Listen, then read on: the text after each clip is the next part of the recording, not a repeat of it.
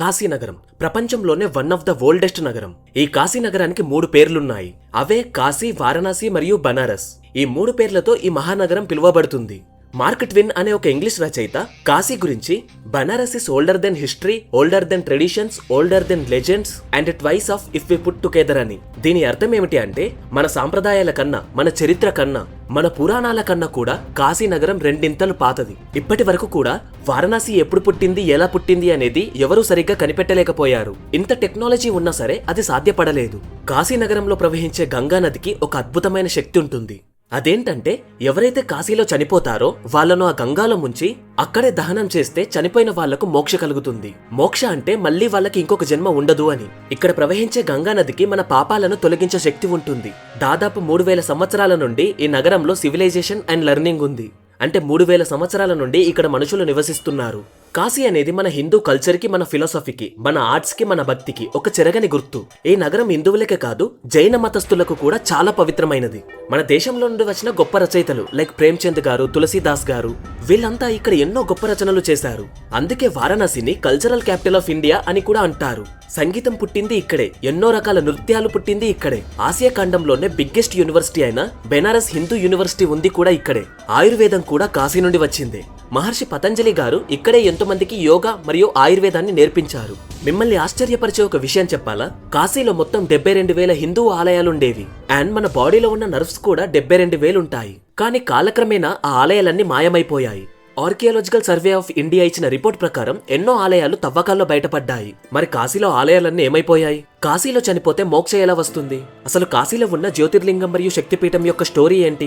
And అక్కడున్న మణికర్ణిక ఘాట్, హరిశ్చంద్ర ఘాట్ యొక్క stories ఏంటి? ఇవే కాదు, తురకరాజులు కాశీ నగరాన్ని 3 సార్లు కూల్చేశారు. అయితే అప్పుడేం జరిగింది? ఇవన్నీ మేము చాలా బాగా రీసెర్చ్ చేసి ఈ వీడియో చేశాము. సో లాస్ట్ వరకు ఈ వీడియోని కంప్లీట్ గా చూడండి. ఫైనల్ పార్ట్ మాత్రం అస్సలు మిస్ అవ్వకండి. అది మీరు ఖచ్చితంగా తెలుసుకోవాల్సిన నిజం. So exploring Jyotirlingas episode 2. ముందుగా ఈ నగరానికి కాశీ, బనారస్, వారణాసి అని 3 పేర్లు ఎలా వచ్చాయో చెప్తాను. కాశీ అంటే వెలుగు అని అర్థము, అంటే లైట్ అని. అందుకే కాశీ నగరాన్ని సిటీ ఆఫ్ లైట్ అని కూడా అంటారు. పద్మపురాణం మరియు స్కంద పురాణంలోనే కాశీకాండం ప్రకారం ఈ కాశీ నగరాన్ని అనాది, అవిముక్త అని అంటారు. అనాది అంటే ఒక మొదలు లేనిది, అంటే ఎప్పుడు పుట్టిందో, ఎలా పుట్టిందో, ఎలా స్టార్ట్ అయిందో ఎవరికి తెలీదు.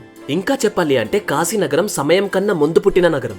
ఈ నగరం మనుషులు కట్టింది కాదు, ఏ రాజు కూడా కట్టింది కాదు. ఇది శివుడు సృష్టించిన నగరం. అవిముక్త అంటే అంతం లేనిది, అంటే కాశీ క్షేత్రానికి అంతం లేదు. ఒకవేళ ఒక పెద్ద ప్రళయం వచ్చి భూమి మొత్తం అంతరించిపోయినా సరే కాశీ క్షేత్రానికి మాత్రం ఏమీ అవ్వదు. ఇప్పుడు మనం కలియుగంలో ఉన్నాం. ఆ తర్వాత మళ్ళీ ఇంకొక యుగం వచ్చినా సరే కాశీ మాత్రం అలానే ఉంటుంది.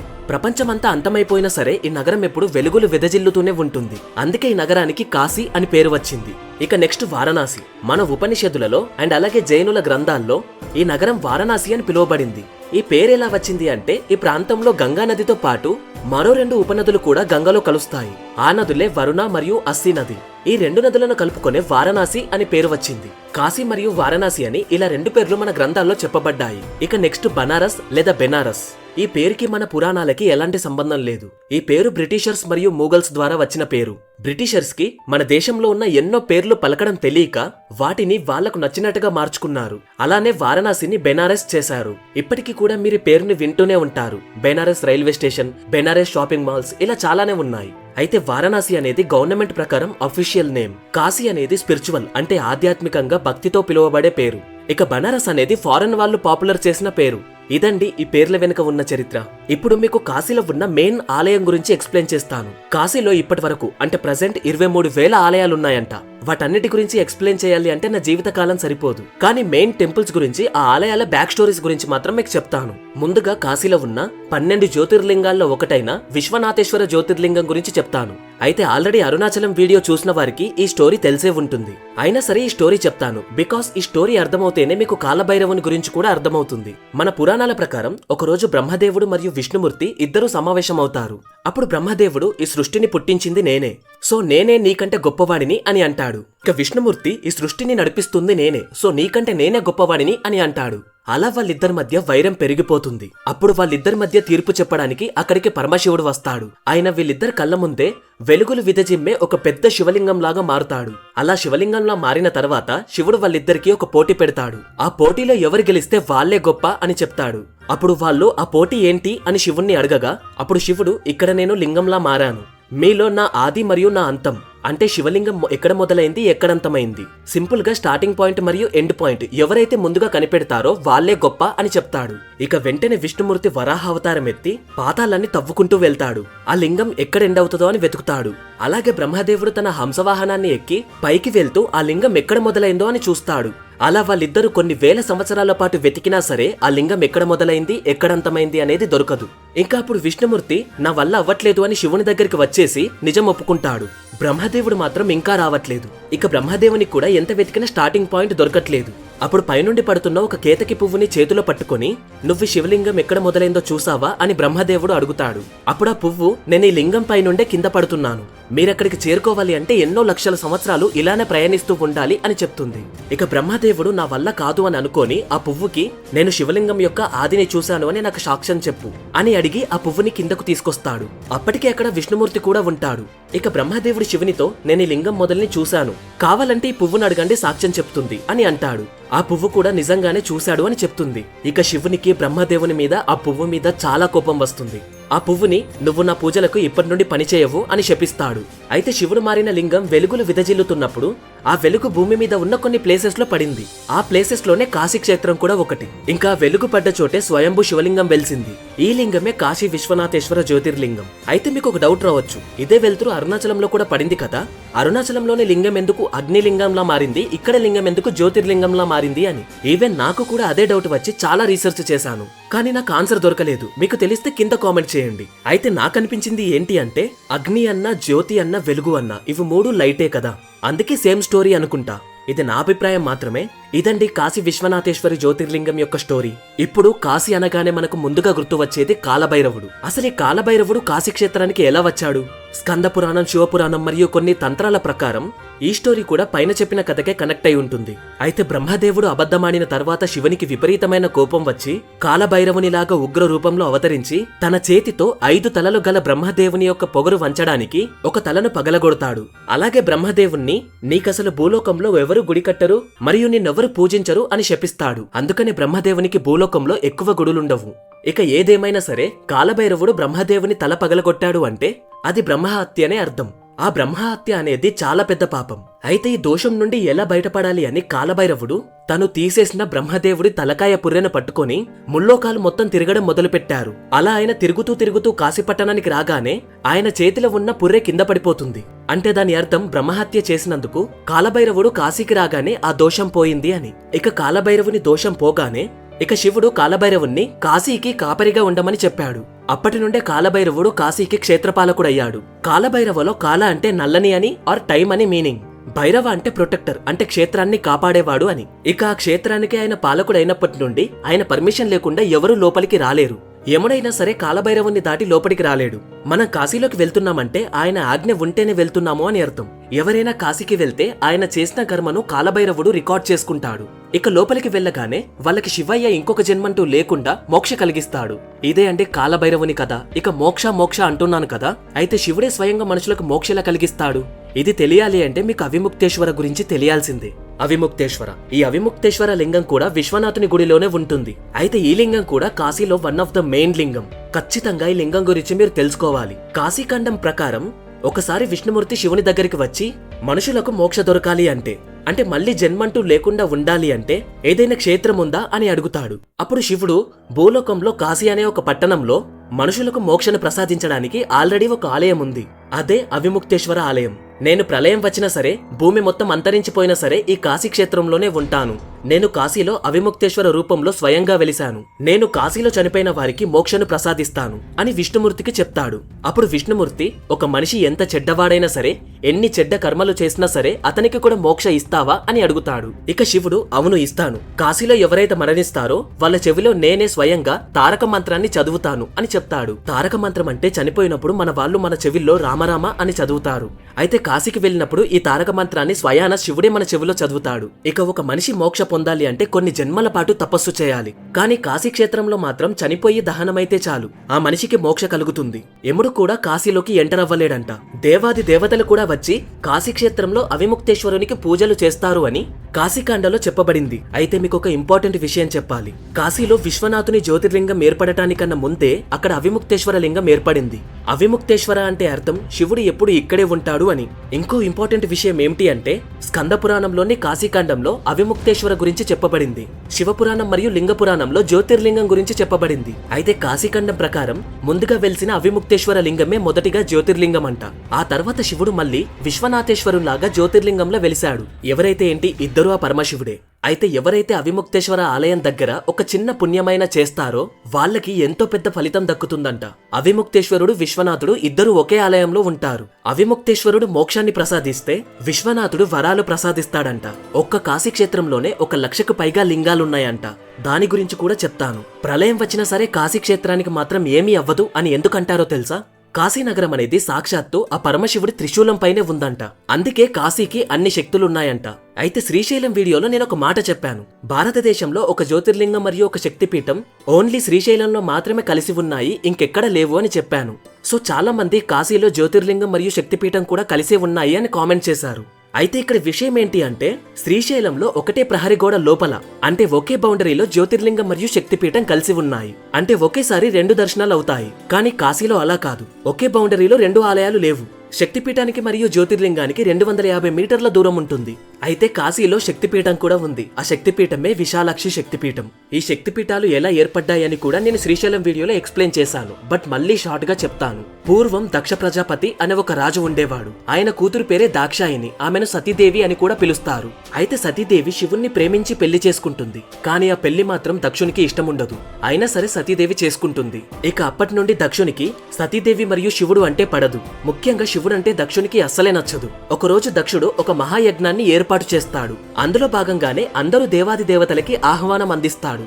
కానీ శివుణ్ణి మరియు సతీదేవిని మాత్రం పిలువడు. పిలువకపోయినా సరే మా నాన్నే కదా అని సతీదేవి ఆ మహాయజ్ఞానికి వెళ్తుంది. ఆమెను చూసిన దక్షుడు పిలువకపోయినా వచ్చావా అంటూ ఆమెను అవమానించి ఆ తర్వాత సతీదేవి భర్త అయిన శివుణ్ణి కూడా అవమానిస్తాడు. ఇక శివుణ్ణి అవమానించడం సతీదేవి తట్టుకోలేకపోతుంది.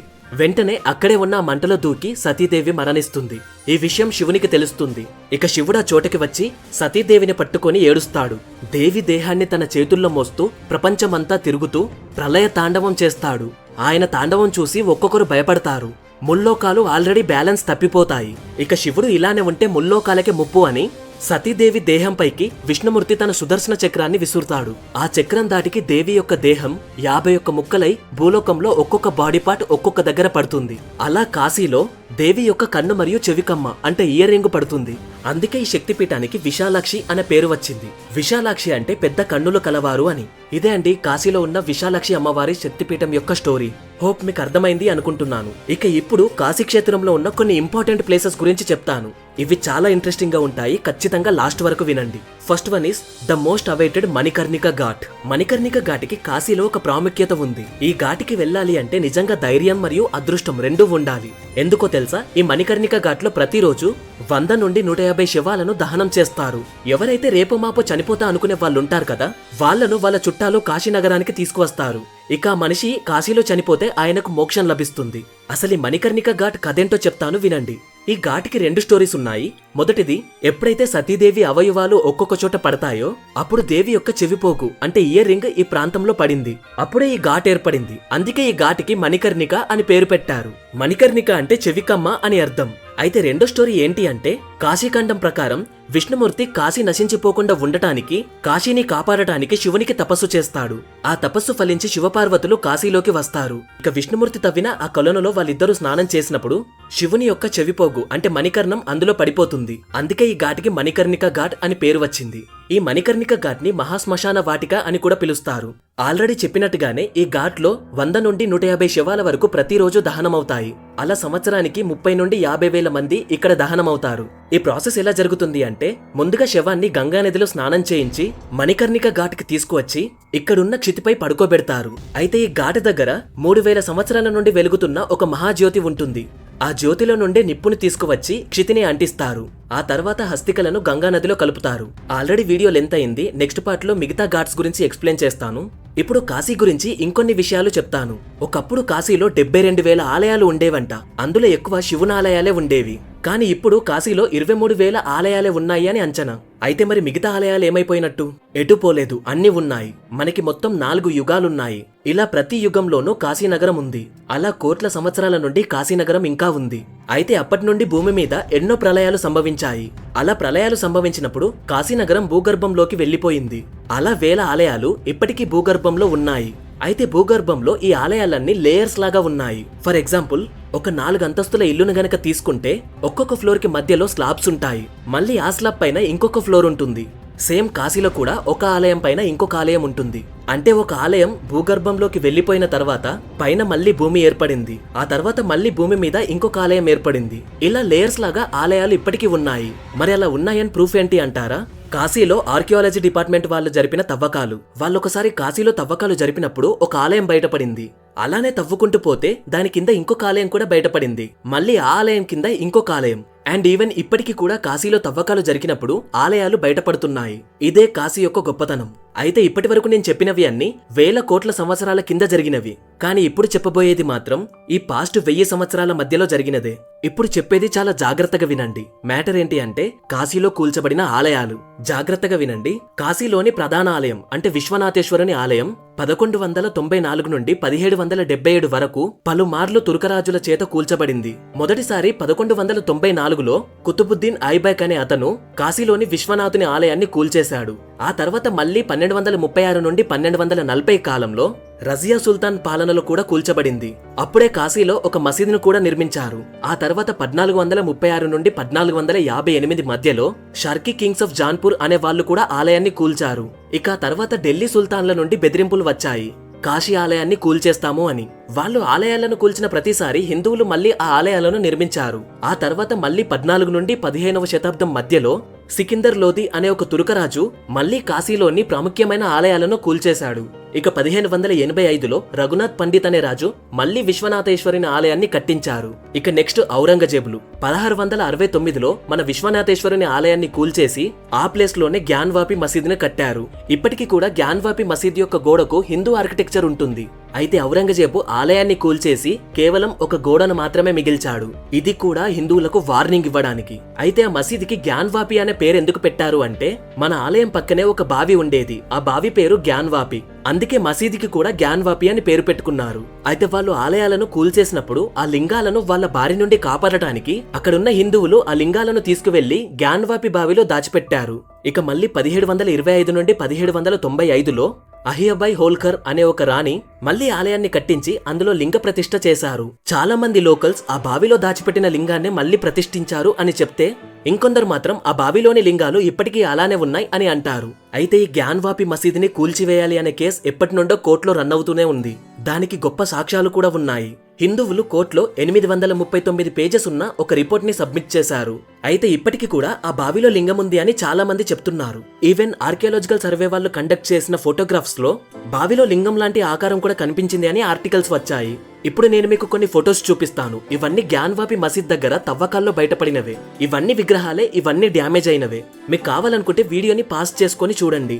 అయితే కాశీ గురించి ఎంత చెప్పినా తక్కువే. ఎంత చెప్పినా సరే అక్కడ ఏదో ఒక మిస్టరీ బయటపడుతూనే ఉంటుంది. సో నేను కాశీ గురించి రీసెర్చ్ చేస్తున్నప్పుడు ఎన్నో విషయాలు బయటపడ్డాయి.